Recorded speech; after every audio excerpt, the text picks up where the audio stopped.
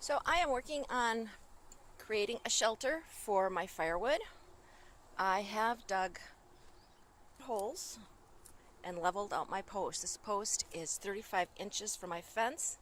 It's going to be a green roof. So not only is the slant here and the post behind it's too tall, so I've got to take it out.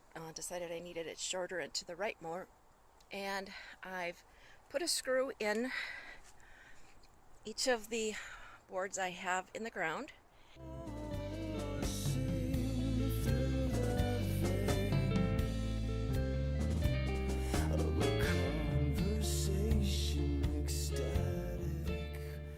To see that it's pretty level, I have braced it, measured it, and I'm going to just move it forward a little bit and raise it up just a little bit, and then I'll be putting my post setting cement in.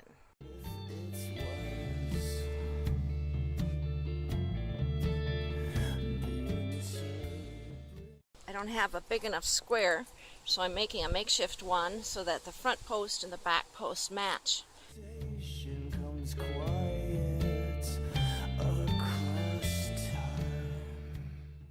I have both the boards measured the distance apart, check the angles, and I'm just going to let this be for a while. Once it's set, then I'll top it off with more dirt and put my foundation for my wood pile back in place. All these old silo stays will be perfect underneath to keep the wood off the ground a little bit.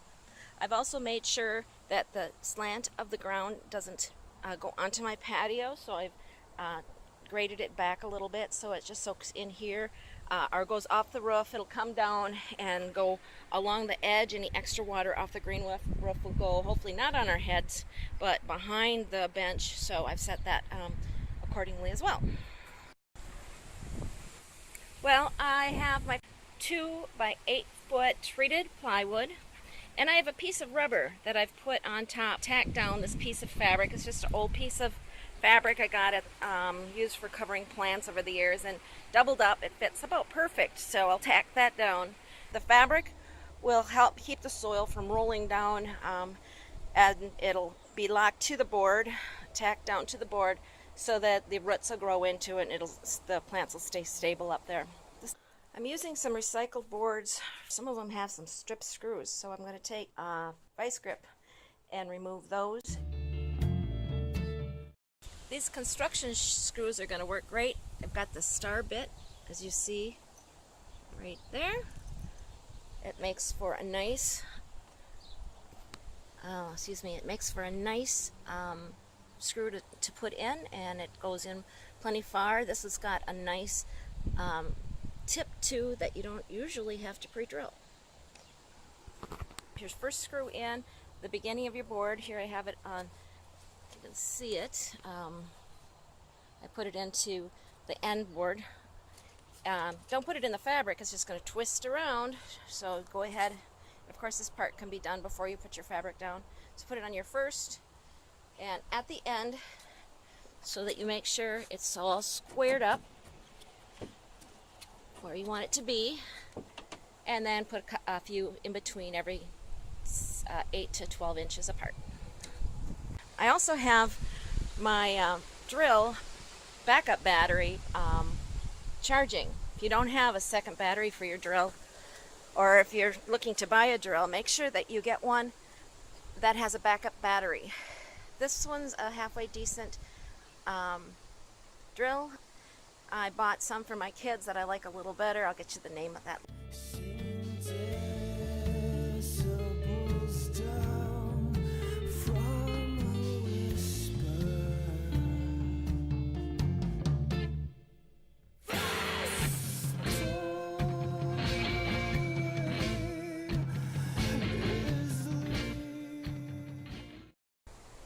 My green roof is almost done.